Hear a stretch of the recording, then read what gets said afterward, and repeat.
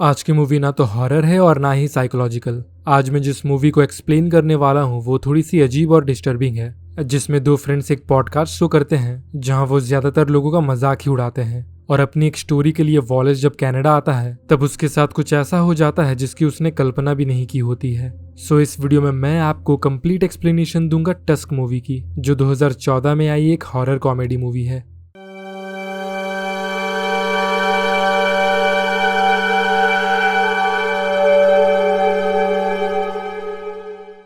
Movie की शुरुआत होती है वॉलेस और टेडी से, जो अपने पॉडकास्ट में एक लड़के का मजाक उड़ा रहे होते हैं जिसने एक फनी वीडियो बनाने के दौरान एक तलवार से अपनी पैर काट ली थी। और इस शो को और ज्यादा फेमस करने के लिए वॉलेस उस लड़के से बात करता है और उसका इंटरव्यू करने कनाडा आ जाता है। पर यहाँ आने पर पता चलता है कि उस लड़के का फ्यूनरल चल रहा है क्योंकि उसने खुद को उसी तलवार से मार लिया था।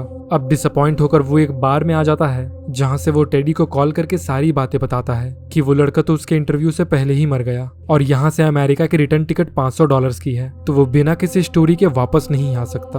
वॉलेस जब वॉशरूम में जाता है तो वहाँ उसे बहुत सारे नोट्स के बीच एक बैंड बिल मिलती है जिसमें लिखा होता है कि हेलो, मैं एक बूढ़ा आदमी हूँ जिसने समुद्र में एक दिलचस्प और लंबी जिंदगी बिताई है। मैं अपनी जिंदगी इस बड़े से घर में अकेले नहीं बिताना चाहता जब मेरे पास सुनाने के लिए कई सारी कहानियां हैं। जिसे पढ़कर वॉलेस तुरंत दिए गए नंबर पर कॉल करने लगता है। वो एक लोकल शॉप में आ जाता है और वहाँ की सेल्स गर्ल से एक पेपर लेकर एड्रेस लिख लेता है जो कि बाइफ्रॉस्ट में है। और एक लंबी ड्राइव के बाद वॉलेस आ जाता है पेपे हिल्स में, जहाँ वो मिलता है हावर्ड हाउस से, जो कि व्हील चेयर पर बैठा हुआ एक बूढ़ा आदमी है। वॉलेस उसे बताता है कि वो एक पॉडकास्ट होस्ट करता है जो इंटरनेट पर आता है और उसकी ये ट्रिप बेकार होने वाली थी। पर तभी उसने ये नोट पढ़ा, जिसके बाद हावर्ड वॉलेस को चाय ऑफर करता है और कुछ देर बातें करने के बाद वो बताता है कि वो जवानी में एक शिप में खाना बनाने का काम किया करता था और वो इतना अच्छा खाना बनाता था कि उसे सोवियत यूनियन की ओर जाने वाली एक शिप में शेफ की नौकरी मिल गई। पर उसका शिप एक आइसबर्ग से जाकर टकरा गया और सारे लोग बर्फीले पानी में डूब गए।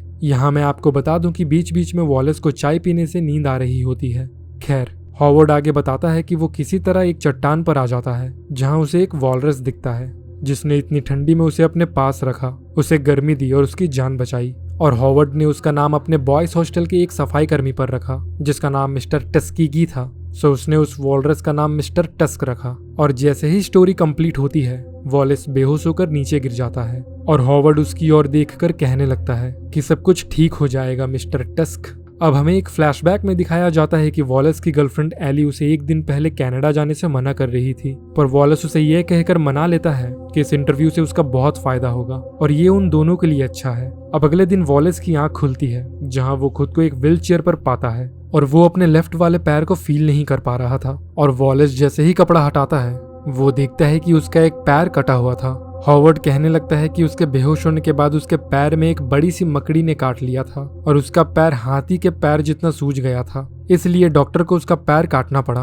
और हॉवर्ड वॉलेस को उसका फोन भी नहीं दे रहा था। फिर रात में दोनों डिनर करने टेबल पर बैठे होते हैं और वॉलेस जोर जोर से चिल्ला रहा होता है कि उसे यहाँ से बाहर जाना है और अपनी फैमिली को कॉल करना है। तभी हॉवर्ड अपनी चेयर से उठ खड़ा होता है और वॉलेस को मारने लगता है। अब जब वॉलेस को उसकी सच्चाई का पता चल गया था तो हॉवर्ड उसे अपने प्लान के बारे में बताता है कि काफी समय से वो एक असली जैसा वॉलरस सूट बना रहा है और अगर वो उसकी बॉडी में कुछ छोटे मोटे बदलाव कर दे तो वो सूट उस पर बिल्कुल फिट आएगा। जिसे सुनकर वॉलेस की हालत खराब हो जाती है और वो बहुत ज्यादा डर जाता है कि हॉवर्ड आखिर उसके साथ करना क्या चाहता है। अब इस घटना को 3 दिन हो जाते हैं और एली टेडी के साथ होती है क्योंकि टेडी की पहले से ही वॉलेस की गर्लफ्रेंड एली पर गंदी नजर थी। एली बार बार वॉलेस को कॉल भी करती है पर वो फोन नहीं उठा रहा था। और जब वॉलेस को यहाँ होश आता है तो फोन की रिंग सुनकर वो जैसे ही कॉल बैक करता है एली दूसरे कमरे में चली जाती है। पर टेडी को पता होता है कि वॉलेस ने कॉल बैक किया था, लेकिन वो ये बात एली को नहीं बताता। अगली सुबह जब एली वॉलेस का भेजा हुआ वॉइस नोट सुनती है तब उसे और टेडी को पता चलता है कि वॉलेस किसी बड़ी प्रॉब्लम में है और वो दोनों तुरंत ही कनाडा के लिए निकल जाते हैं।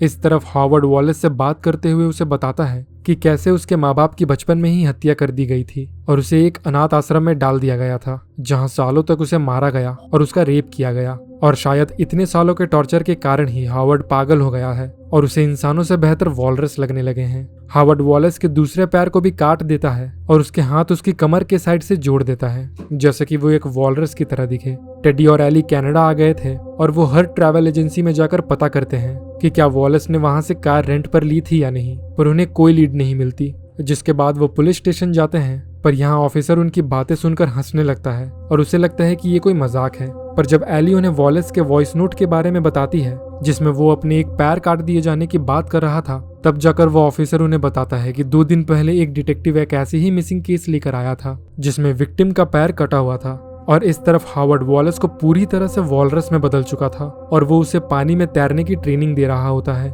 जिसके दौरान वॉलेस को नीचे कई सारी वॉलरस की खाल में लाशें दिखती है। इसका मतलब ये है कि वॉलेस पहला नहीं है जिसके साथ हावर्ड ये सब कर रहा है। टेडी और एली उस डिटेक्टिव से मिलते हैं और उन्हें पता चलता है कि पिछले 2 सालों में ऐसे 23 लोग मिसिंग हो चुके हैं जिनकी बॉडी बाद में बिना पैरों के मिलती है और उनके हाथ उनकी कमर के साइड से जुड़े हुए होते हैं। टेडी और एली उस डिटेक्टिव के साथ उसी स्टोर में आ जाते हैं और जब एली उन 2 लड़कियों को वॉलेस की फोटो दिखाती है तो वो उसे पहचान जाते हैं और उनमें से एक कहती है कि उसने पेपर पर बाइफ्रॉस्ट का एक एड्रेस लिखा था। जिसके बाद वो सभी पेपे हिल्स में आ जाते हैं जहां उन्हें वॉलरस की कार तालाब में पड़ी मिलती है। डिटेक्टिव अपने साथ एक शॉटगन रख लेता है और टेडी और एली को भी एक एक गन दे देता है, जिसके बाद वो घर के अंदर आ जाते हैं और यहाँ घर पर हावर्ड ने एक वॉलरस सूट पहन लिया था और वो वॉलेस को चैलेंज करता है कि अगर वो उसके साथ एक वॉलरस के जैसे नहीं लड़ेगा तो मारा जाएगा। और क्योंकि वॉलेस पहले से ही बहुत ज्यादा गुस्से में था इसलिए वो हावर्ड के ऊपर चढ़ जाता है और अपने टस्क से उसे बार बार मारने लगता है। उसी समय टेडी और एली भी वहां आ जाते हैं